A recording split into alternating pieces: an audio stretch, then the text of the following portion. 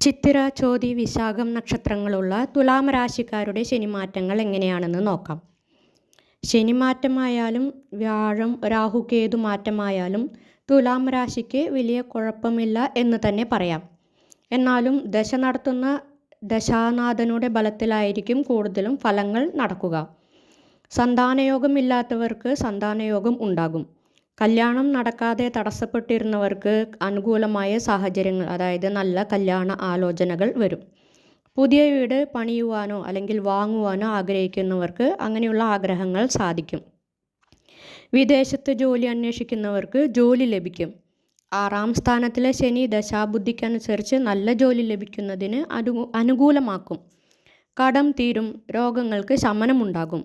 പൊതുവെ ആരോഗ്യ പ്രശ്നങ്ങൾ കുറയും.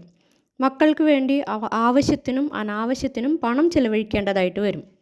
രാഹുകേതു മാറ്റത്തിന് ശേഷം 5ാം ഭാവത്തിൽ വരുന്ന രാഹുവിന് വ്യാഴത്തിൻ്റെ ബലം ലഭിക്കുന്നത് നല്ലത് ആണെന്ന് തന്നെ പറയാം.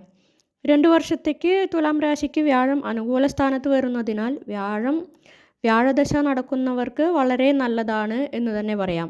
ദശാനാഥൻ ബലത്തിലിരിക്കുമ്പോൾ പരിശ്രമങ്ങൾക്കെല്ലാം നിങ്ങൾക്ക് വിജയം കൈവരിക്കുവാൻ സാധിക്കും.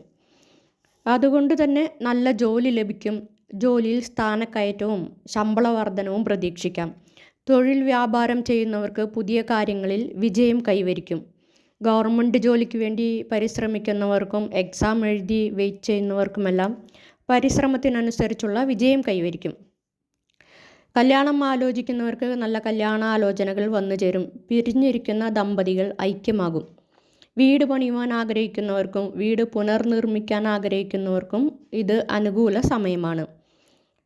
ഗവൺമെൻറ്റിൽ നിന്ന് തടസ്സപ്പെട്ട് കിടന്നിരുന്ന കാര്യങ്ങൾ അനുകൂലമായിട്ട് വരും.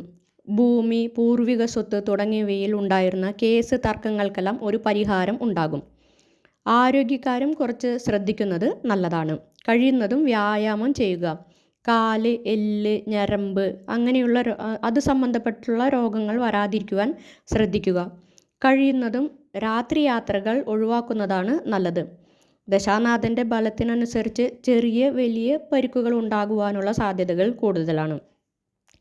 ഇനി വിദ്യാർത്ഥികൾക്ക് പഠന വിഷയത്തിൽ ശ്രദ്ധ വളരെ ആവശ്യമാണ്. മടി കൂടുതൽ ഉണ്ടാകുവാനുള്ള സാധ്യതയുണ്ട്. അത് നിങ്ങൾക്ക് മനോവിഷമങ്ങൾ വരാതിരിക്കുവാൻ, അതായത് മനോവിഷമങ്ങൾ ഉണ്ടാകാതിരിക്കുവാൻ ശ്രദ്ധിക്കുക. തുലാം രാശിക്കാർക്ക് എപ്പോഴും വിജയത്തിന് വേണ്ടി കഠിനാധ്വാനം ആവശ്യമായി വരുന്നതാണ്. അതുകൊണ്ട് തന്നെ ഈ ഗ്രഹമാറ്റങ്ങൾ മൂലം നിങ്ങൾക്ക് നിങ്ങളുടെ പ്രയത്നങ്ങൾക്ക് അനുകൂലമായ വിജയം കൈവരിക്കുവാൻ സാധിക്കും. ബുധൻ ദശ നടക്കുന്ന തുലാം രാശിക്കാർക്ക് ഒരു 70% തന്നെ നല്ലതാണെന്ന് പറയാം.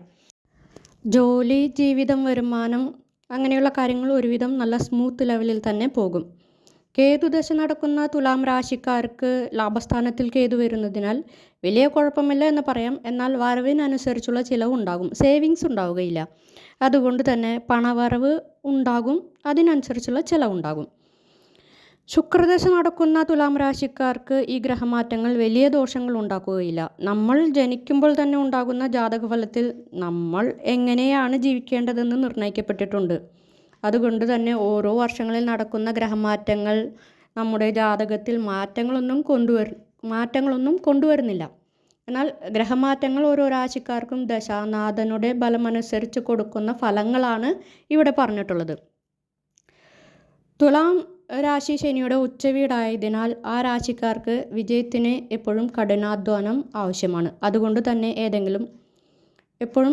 കഠിനാധ്വാനം ചെയ്യുന്നവരായിരിക്കും തുലാം രാശിക്കാർ. അതുകൂടാതെ ഏതെങ്കിലും ശിവക്ഷേത്രത്തിലോ ഹനുമാൻ അല്ലെങ്കിൽ ദുർഗ പോലെയുള്ളവരുടെ ക്ഷേത്രങ്ങളിലോ കഴിയുന്നതും ദർശനം നടത്തി വരുന്നത് നല്ലതാണ്.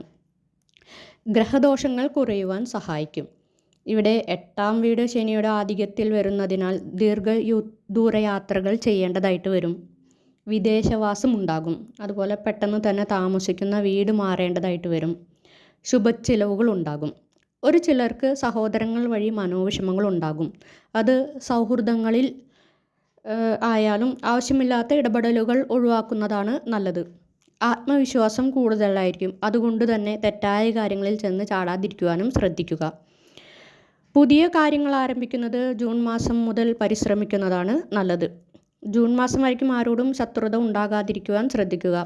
സ്വന്തം വാക്കുകൾ കൊണ്ട് വരുമാനം നേടുന്നവരും ഈ വാക്കുകൾ മൂലം പ്രശ്നങ്ങൾ വരാതിരിക്കുവാൻ ഒരു ജൂൺ മാസം വരെ ശ്രദ്ധിക്കുന്നത് നല്ലതാണ്. ജൂൺ മാസമാകുമ്പോൾ ഗ്രഹങ്ങളുടെ മാറ്റങ്ങൾ നിങ്ങൾക്ക് നല്ല അനുകൂലമായ രീതിയിൽ തന്നെ വരും.